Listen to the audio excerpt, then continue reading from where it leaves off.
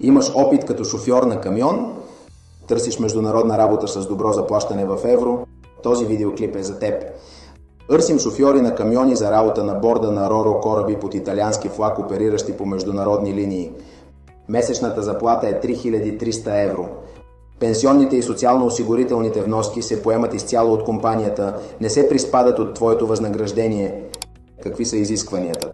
Тази позиция е отворена за всички националности при условие, че имаш законно право на работа в Италия, чрез европейски паспорт или валидно италианско разрешение за пребиваване.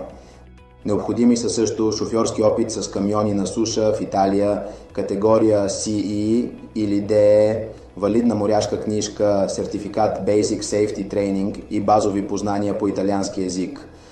Ако притежаваш италиански данъчен номер, Codice Fiscale, това е допълнително предимство при кандидатстването. Не говориш италиански? Не се притеснявай, предоставяме безплатна учебна брошура, която ще намериш в описанието на видеото. Изпрати своята автобиография на имейла в описанието и направи следващата стъпка в кариерата си.